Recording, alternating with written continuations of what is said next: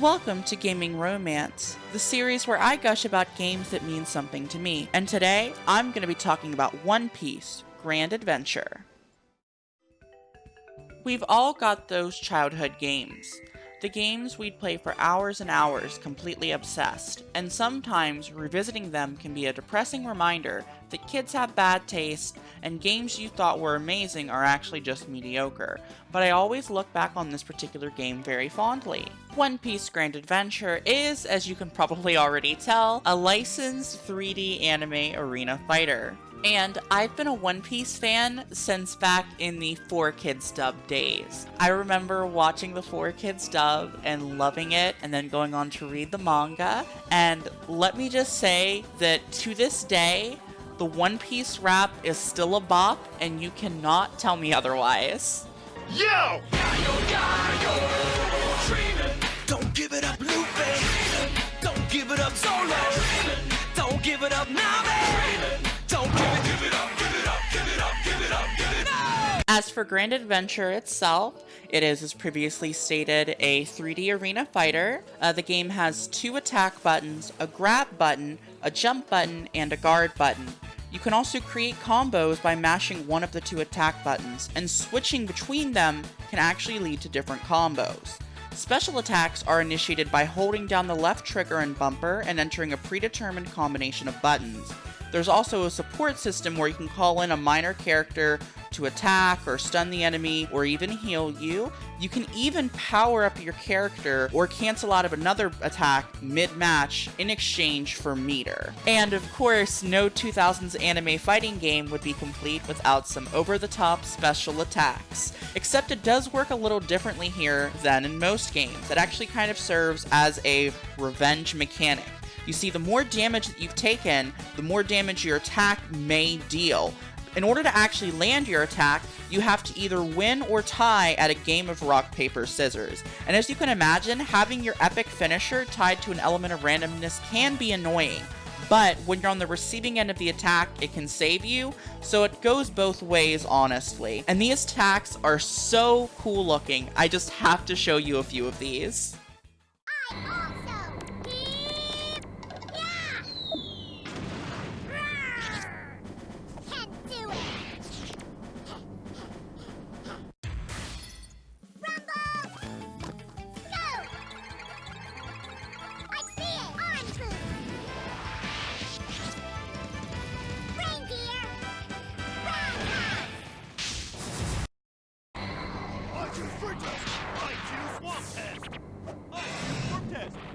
I'll save you!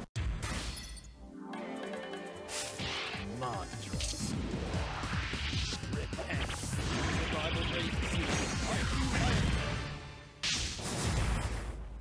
And unlike in a lot of 3D fighters, positioning in relation to the stage is actually extremely important. You see, there are items that are scattered around the stage that can grant you buffs, build your special meter, give yourself or the other player negative status effects, and just generally annoy your opponent. Now, usually in fighting games, I hate this kind of thing. I mean, I'm a no items or final smash kind of girl if you catch my drift. But I do think having special meter being tied to a collectible is an interesting concept. Sometimes the CPU can be extremely annoying with these items, they can completely rely on them, but considering that even having the items there in the first place gives you a lot more incentive to actually travel the stage rather than just be on your opponent the entire time, is a welcome change of pace from a lot of 3D anime fighters I've played. And the game features a decently sized cast, including every Straw Hat that has been revealed or soon to be revealed in the American dub at that time, as well as a variety of villains and friends. And the characters are fairly distinct despite sharing the same basic combo strings. There's stages in this game that range from chill to, oh god, no, please, why? And a bunch of mini-games and modes all found in the Grand Battle option from the main menu. And that mode has a ridiculously good theme song.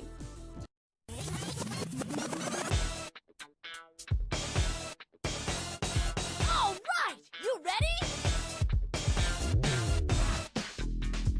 It'll be a grand battle! It'll be a grand battle! Come on!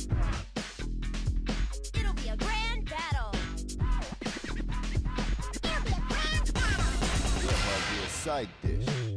Now, completing the arcade ladder in this mode even gives you trading cards from the One Piece trading card game. Yes, it was an actual trading card game, and yes, I did own it as a kid.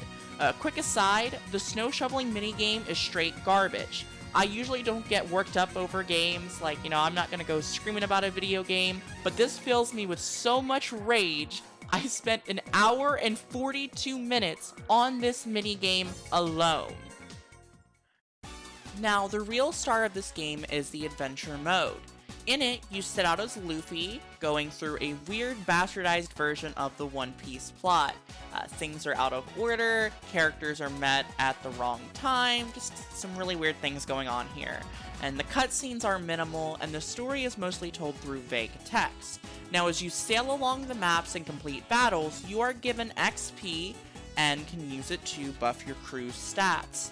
These stats are extremely important, especially in the later campaigns. The game even generates a special password for your character that you could write down to use in the Grand Battle mode. This essentially means that you could write down a code and take it to a friend's house and actually play with your version of the character from your story mode on their console. And that's just kind of neat, honestly.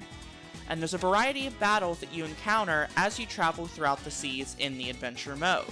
There are standard battles, horde battles, there are battles where you'll be fighting an enemy and also have a bunch of support characters attacking you at the same time, and there's also a lot of different mini-games to find.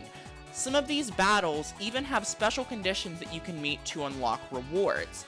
This is how you unlock additional stat boosts, get more support characters to join your crew, of course add characters to the roster of the Grand Battle mode, and even unlock costumes for the Straw Hats. And when you beat the game once, you can then get up to 4 additional campaigns. Each of these campaigns get progressively more difficult, and as you go through them, you'll realize just how important your character builds can be. The final one, Usopp's Pirate Panic, lets you create a crew out of anyone you've unlocked in the game thus far, and you absolutely need to take your best characters. The first 4 campaigns feel like a warm-up compared to this, and the CPU, which is usually very, very, very stupid, gets ridiculous, and the enemies have really strong builds and special buffs. And on top of that, many of the fights feature support characters running around the stage that are trying to kill you, and the only way for them to despawn is for you to beat them up first. The next thing that I want to touch on is the sound and the presentation. Now, first up, the music is ridiculously good. Certain tracks can be strangely sad or nostalgic, and others can be extremely uplifting. And the music just really reminds me of the music used in the anime itself. They're not one and the same, of course, but it just kind of gives me that One Piece vibe. And honestly, to this day, I still remember a lot of these songs.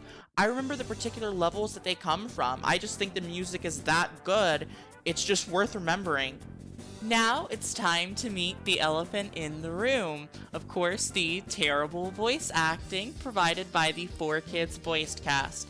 For the ramparts we watched really hard. Then I grabbed you with my wet hand. FBI, open up! Some characters are renamed and certain aspects of the world are changed. And one really fun fact about this game is that it actually features content from a part of the story that 4Kids never actually got around to dubbing. Essentially, 4Kids stopped right around the end of the Alabasta arc, and they never actually got around to dubbing the Skypiea arc.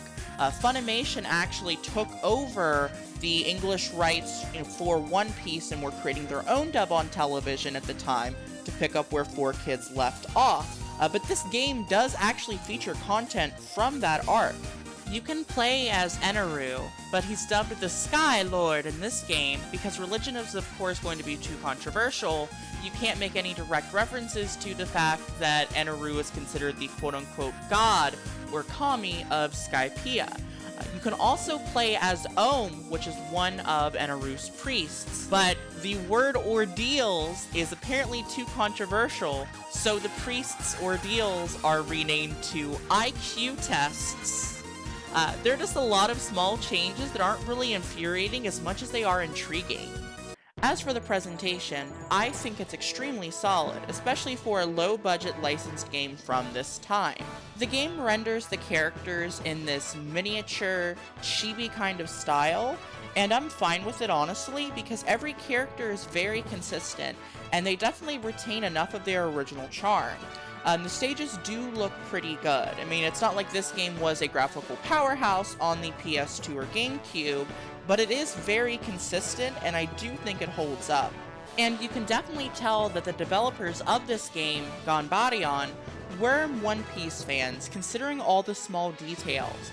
You can see a lot of minor characters in the background of the stages, from the various arcs that those stages are based off of. There's, of course, the myriad of support characters, and whenever you're playing as certain characters, you can actually press the taunt button to either take off an article of clothing or put one on. And that's just a really weird little touch that most people probably wouldn't care about. You can even unlock additional costumes that reference art from the manga. And now we get into my absolutely favorite part of this video format, of course, nostalgia. I have so many memories of playing this game with my little brother. We used to play this little co-op horde battle mode that they would have. We'd even be pretending to make our own One Piece stories, and embarrassingly enough, I did actually used to go outside and play pretend with my little brother, and we used to actually incorporate this game into our stories. I would draw little treasure maps that kind of resembled the UI of the game.